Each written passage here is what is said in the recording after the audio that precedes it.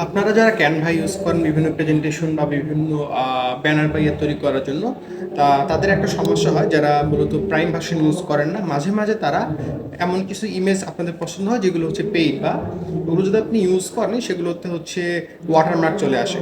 তো আজকের এই শর্ট ভিডিওতে আমি আপনাদেরকে দেখাবো কিভাবে আপনি ওয়াটারমার্ক ছাড়া একটা ইমেজ যেটা আপনার পছন্দের হোক, সেটা পেইড হোক সেটা ফ্রি, সেটা আপনি সহজে ইউজ করতে পারবেন। Hi, this is Asif Iqbal Mamun and welcome to another tricks.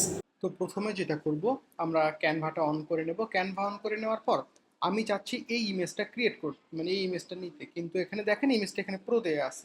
তো আমি কি করব, একটা ফাঁকা জায়গায় গিয়ে মাউসের ডান বাটনে ক্লিক করে ইন্সপেক্টে যাব। ইন্সপেক্টে যাওয়ার পর যখন এটা আমার অন হবে, এখান থেকে আমি যে এই আইকনটাকে আমি সিলেক্ট করে নেব। নেওয়ার পর আমি যখন এই গাড়িটার উপর আসবো, ক্লিক করবো, দেখেন এইখানে কিন্তু আমার একটা নেম দেখাচ্ছে যে অ্যাড এক্সপোর্টস কার ফটো ফ্রম, এইখানে উপরে লেখা দেখাচ্ছে। তো আমি করব কি, এইটা আমি এখানে সার্চ দেবো। এখন আমি সার্চ দেবো কোথায়?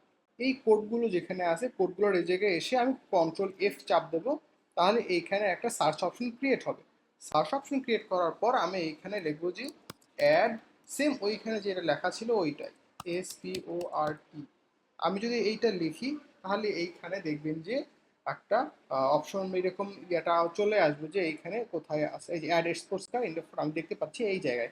তো আমি এখন কি করব, আমি এই জায়গায় যদি এই যে মিডিয়াতে যাই, মিডিয়াতে গেলে আপনারা দেখতে পাবেন এই যে আমার গাড়িটা কিন্তু চলে এসেছে এই জায়গায় ছবিটা। তো আমি কি করবো, এই গাড়ির যে লিঙ্কটা আছে লিঙ্কটাতে ক্লিক করব। লিঙ্কটাতে ক্লিক করলে আমার এখানে চলে আসবে। এখন এখান থেকে আমি যদি এটা এখন সেভ ইমেজ করি, সেভ ইমেজ করে আমি এটা আমার যেখানে ইচ্ছা আমি সেখানে ইউজ করতে পারবো। ইনফ্যাক্ট আমি যদি চাই নিজেও, তাহলে আমি কিন্তু এটা আমার যে ক্যানভা ইউজ করতে পারবো।